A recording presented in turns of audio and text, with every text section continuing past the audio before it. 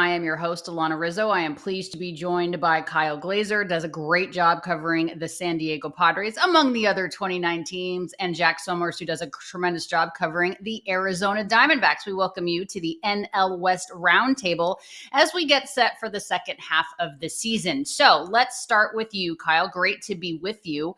Are the Dodgers, in your opinion, inevitable in terms of obviously making it to the postseason, but winning it again? I don't know about winning it again, but winning this division and reaching the postseason, absolutely. The depth of talent the Dodgers have amassed goes beyond what any other team in baseball has. And I don't mean just the major league roster, I mean the entire organization. Let's be clear, the Dodgers had 14 pitchers on the IL at one point this season, including most of their best starters, most of their best relievers. And despite that, they've had the best record in the division pretty much the whole year, and one of the best records in baseball pretty much the whole year. If the Padres or Giants had 14 pitchers on the IL, their records would look like the Rockies. It's incredible what the Dodgers have done and how they've been able to withstand this, and they do it every year. Jack, let me ask you about the Arizona Diamondbacks. This is a team that obviously came into the 2025 season with high expectations, so much so that they spent more money this year on their payroll, on their roster, than they have any other year previous. They've been decimated more than anybody, I believe, with injuries. Are you pleased, I guess, with what they have, that they're even still in the mix? I think that Torey Lovullo gets a lot of credit here for keeping this team fighting and in it. Unfortunately, the truth is that despite losing Corbin Burns and AJ Puck and Justin Martinez, they were not playing great baseball even before all those injuries went down. They were kind of underperforming a little bit. But then the injuries just kept rolling and got into the second and third tier of players. And it's looking like it's becoming too much to overcome, unfortunately. Kyle, when you look at the San Diego Padres and what they need to do moving forward in terms of this second half, what needs to change in order for them to be legitimate competitors in that NL West to get to the postseason? There's two key developments that have to happen with the offense. Let's be clear, the Padres pitching has been excellent, top 10 in pretty much every category in Major League Baseball. They're a great defensive team. They've been running the base as well. The problem is an offense that has been bottom five in baseball in virtually every category since May 15th. First and foremost, they need to get their stars going. Fernando Tatis Jr. and Jackson Merrill have been mired in terrible slumps for the better part of 2 months. They need them to snap out of it. Manny Machado's been doing his job. Luis Arias has mostly been doing his job, but they need the best versions of Tatis and Merrill for this offense to really get going again. The other part of it is the bottom of this lineup is just non-competitive. You look at the bottom two spots on any given night, they're basically automatic outs. And if anyone else has an off night, you're looking at 3 or 4 automatic outs in the lineup. Realistically, the Padres need to go out and acquire at least two everyday hitters, and they need to improve their bench as well, getting another bat to help there. So it's going to be two-pronged. This is not something where this offense is one player away or one player who's slumping, snapping out of it away. They need a lot of things to happen for this offense to even just be an average offense in Major League Baseball. This has been a truly terrible and unwatchable offense for the better part of 2 months now. Jack, I feel that regardless of where the Padres are in the standings, I feel like AJ Preller, they could be 20 games out and AJ Preller is going to be making moves. I think it's a little bit different for the Arizona Diamondbacks because they're in a bit of a precarious situation. They're not definitely going to make the postseason, but they're certainly not out of it. Are the Diamondbacks buyers or sellers? And what are their biggest needs in terms of the deadline? What General Manager Mike Hazen has been talking about is how many teams they're behind and how far back are they. He's not really pegging it to a wins total. The question is are there enough games left before he has to make the decision? And it's starting to appear that there aren't. So in order for him to become an aggressive buyer, this team needs to get on a very hot run and give him the opportunity to add to the team. If he can add to the team, certainly the bullpen. He needs to pick up a couple of strong relievers to be able to sustain a run late into the season. They could probably use a left-handed DH as well. Pavin Smith got off to a hot start, then slumped for over 2 months, and now he's on the injured list with an oblique injury. So they really could use a good left-handed DH as well. But they've had, a top 3, 4, 5 offense the entire year. So offense isn't the biggest need. They need pitching, and specifically bullpen. I think every team, all 30 teams, could say that bullpen is a need. And guys, the Los Angeles Dodgers are no different when it comes to that. Coming into the season, Andrew Friedman, the president of baseball operations, was very clear that he wanted to make the biggest moves in the offseason. So at this trade deadline period, he did not have to really look for much. Of course, when you have 102 million on the IL, Tyler Glasnow back, of course, Blake Snell on his way back, you're kind of thinking about what are the needs for the Dodgers moving forward. And I think to Jack's point, with the Arizona Diamondbacks, the Dodgers need bullpen help as well. You look at the fact that Blake Trinan, you're not certain when he's coming back. Evan Phillips is out. Obviously, Brusdar Graterol is not back yet. A couple of key pieces in that Dodgers bullpen are down. What does that mean for them? Do they go after a guy like Joe Kelly, who is chomping at the bit to come back for the Dodgers and certainly has pitched in big innings before for that team, as well as the Red Sox and the Cardinals as a starter? Do they go back and find somebody else to solidify what is a bullpen that's already very tired? Because the Los Angeles Dodgers and their starters have not gone deep into the game, and the bullpen is tired. So I think every single team, Kyle, needs that bullpen help. From your perspective, looking at what is the juggernaut in the NL West, for years in the past, obviously, for a decade, what are the Dodgers' biggest needs moving forward besides bullpen help? I think you always look to the Dodgers to make a starting pitcher addition at the deadline. Even though they have all these great starters, we know that year in and year out, Andrew Friedman likes to fortify it for the stretch run. Last year, they went out and acquired Jack Flaherty. The year before, they went out and acquired Lance Lynn. Obviously, that one didn't work, but they still went out and got a notable pitcher. 2021, making the trade for Max Scherzer and Trey Turner. Just given the Dodgers' injury history with so many of their starters, we talk about Tyler Glasnow, we talk about Blake Snell, Roki Sasaki, obviously, we have no idea if he'll be back this year. Shohei Ohtani, are ramping him up slowly. There's always going to be concerns about starting pitcher innings with this club. I would not be shocked at all if Andrew Friedman went out and acquired a starter at the deadline, because frankly, that's what they do pretty much every year, and there is a need for it this year, despite all the starting pitchers they signed.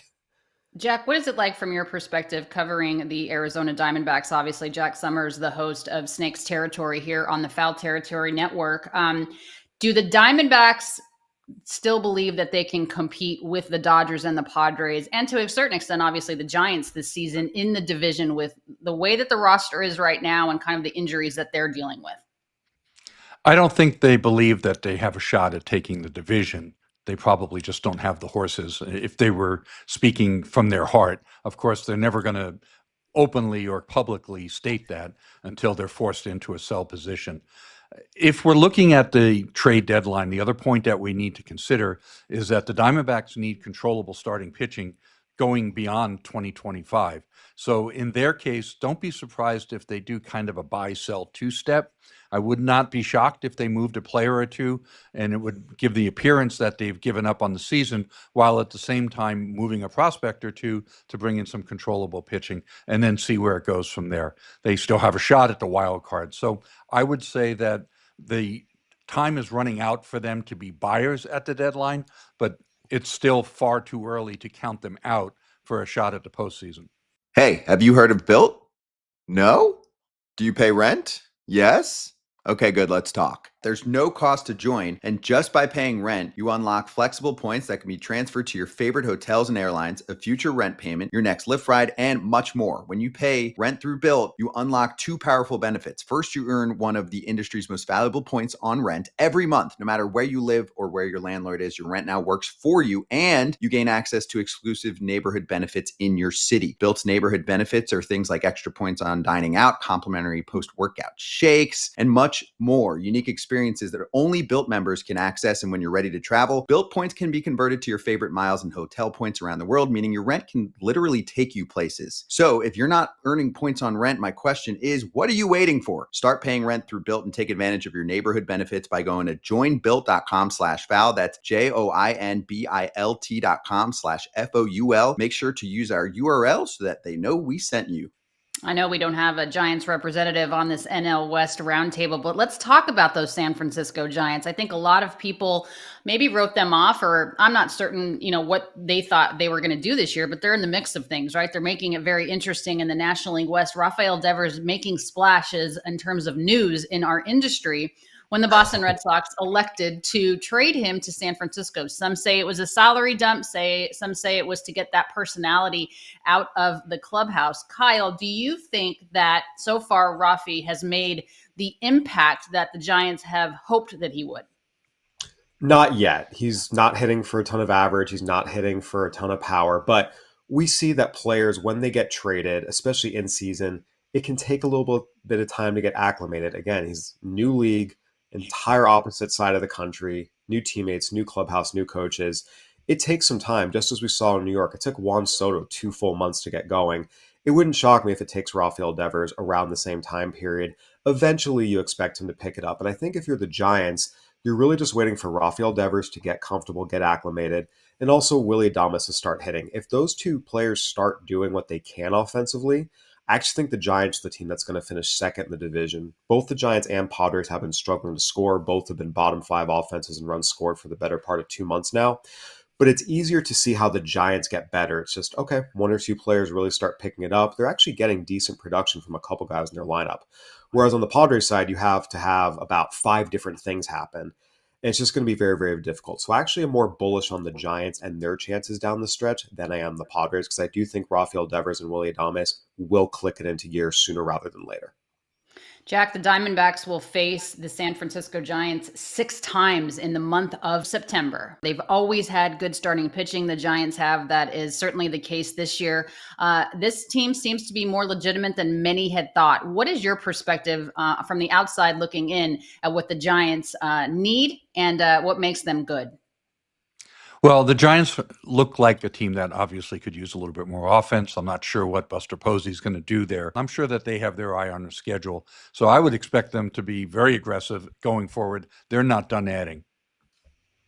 And with you, Kyle, what if you look at the San Francisco Giants as well? It's so funny to me still hearing what Jack was just saying. Let's see what Buster Posey's going to do. What? I still imagine Buster Posey behind the plate, not president of baseball operations for the Giants. Are they as good as they seem to be, Kyle? The pitching is as good as it seems to be. You look at what Logan Webb's been able to do at the front of the rotation, what Robbie Ray's been able to do at the front of the rotation. These are two pitchers that are Cy Young Award contenders at their peaks. Robbie Ray has a Cy Young Award. Logan Webb was a Cy Young runner-up. The bullpen has been lights out. Randy Rodriguez is excellent, but they have so many arms they can throw at you that are just really, really high-quality arms. Eric Miller is a lefty with real stuff. Camilo Doval can bring it any given night. This pitching staff is absolutely legit, and their defense is pretty solid too. When you look at having Adames and Chapman on the left side of the infield, in some ways they and the Padres mirror each other. Great pitching staffs, great bullpens. These are probably the two teams in baseball that actually don't need bullpen help. I could probably trade from the bullpen to go get some bats, but it's just going to come down to the offense and the stars clicking into gear. The Giants and Padres have the exact same problems, and it's just going to be a matter of does it happen or does it not, and we'll see. Jack, do the Arizona Diamondbacks make the postseason in 2025? I do not believe they do. There's just too much to overcome. I think that, ironically, just as their pitching actually has been improved of late this month in July, their offense is regressing to the mean a little bit. Just too many injuries, too much depth has been taken away from them. I don't think they're going to make it. Kyle, how do the Padres make the postseason in 2025? Everyone has to start hitting and they need to bring in multiple bats. And realistically, I think it's hard to say right now with the way the Padres have been playing. Let's be clear. I talk about this 2-month stretch of the offense struggling. They're a below 500 team in that time. They got off to a 27-15 start, but since then, they've been an under 500 team. It's very, very hard to say right now that the Padres will make the postseason when you look at what so many other teams are doing, whether it's the Brewers, whether it's the Cardinals. Of course, the East with the Mets and the Phillies. One of them is going to take a wild card spot. There's about 5 different hitters that have to suddenly, after struggling all year, find it. And it's just hard to bet on that happening. Jack, you brought up the point that the Dodgers and the Giants rather see each other many more times this season. Who wins the division in your opinion, the Dodgers or the Giants? The smart money has to be on the Dodgers, of course. But if you're looking for maybe a little bit of a long shot bet, I think the Giants are a possibility for somebody to make a little bit of coin there.